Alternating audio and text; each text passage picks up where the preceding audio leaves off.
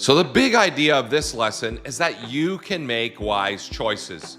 Listen, we all make decisions differently. Some of us do what feels right or what we think is right. Some of us follow our heart or our gut, or we rest on our experiences. The truth is, we all like to make right decisions that benefit the people we love and ourselves. But the truth is, we often make mistakes. We often make bad decisions. I want you to consider for a moment how you make decisions. The Bible is very clear that when it comes to decision making, wisdom is the primary key to making good choices.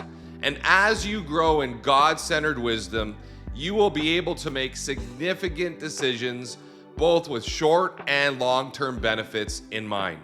In Proverbs 4, verse 7, it says, "Getting wisdom is the wisest thing you can do. And whatever else you do, develop good judgment."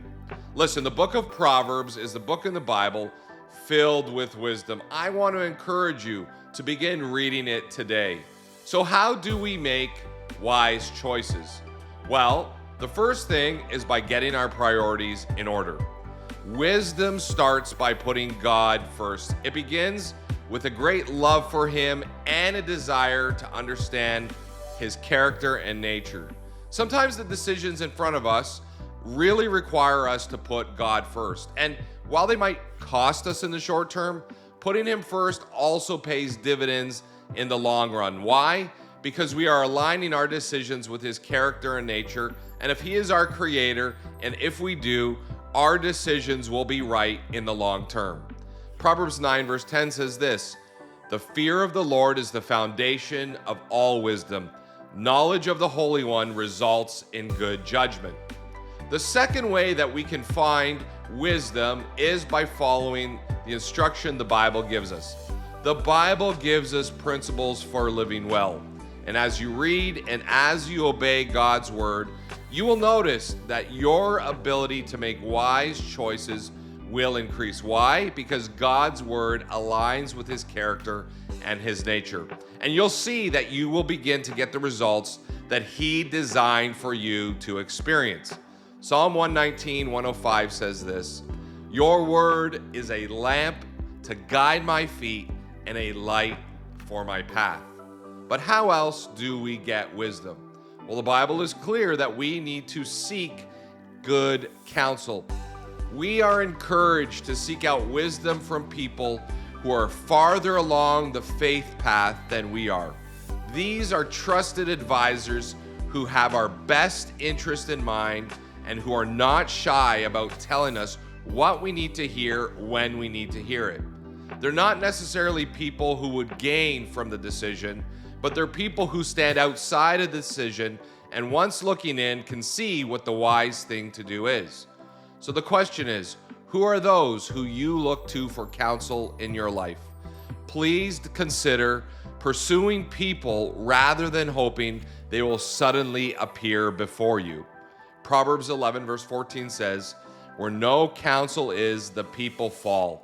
But in the multitude of counselors, there is safety." How else does God give us wisdom? Well, God wants to speak to us spirit to spirit. God's word tells us that God's Spirit wants to give us personal direction and an inner nudge as to the direction we might need to take in each given situation. No given situation is the same, and sometimes we need the prompting of God's Spirit in us to give us the right direction. As we're faithful to obey what He's already told us, as we're faithful to respond to His inner nudges, we will continually grow in our awareness of Him speaking to us in different circumstances. In Isaiah chapter 30, verse 21, we read this promise, "You will hear a voice behind you saying, 'This is the way, follow it, whether it turns to the right or to the left.'" But as you know, there are moments in our life where we are faced with complex situations where there are no simple answers. God has promised to supernaturally give us wisdom in those situations. If we ask Him specifically in prayer for wisdom and wait on Him until the answer comes, we will be sure He will show us the right decision to make. Sometimes it takes patience and a willingness to trust the process. In James 1 verse 5, we read this promise: if you need wisdom, ask our generous God, and He will give it to you. He will not rebuke you for asking for it. See, wisdom can sometimes be found in taking into consideration our past experiences, where we're at currently, and what our dreams are in the future. But as you begin to contemplate your decisions, there are key questions that we can ask, and there are key activities that we can do to actually find wisdom. One of those is to create a chart with all the positive and the negative ramifications of the choices you make. As you write things down, it creates clarity. We see in God's word that if we write things down, that is the way to actually bring to light the things that are hidden that we might not otherwise see. The other thing that we see in Scripture is that we need to be asking questions. Questions like, does this activity or decision honor God? Is this the right moral thing to do? Does it advance human life? Am I acting out of good motives? Sometimes we need to consider our motives and why we're making decisions. Another question is this loving towards God, myself, or other people? And how does it reflect my priorities and responsibilities? Proverbs is full of questions like this to help us make the wise decision. The bad news is that we are all prone to making bad decisions. We're all growing in our faith, and we're growing to understand truth more and more. We're growing to handle our emotions, to be healed from past experiences, and to learn God's perfect will and His perspective.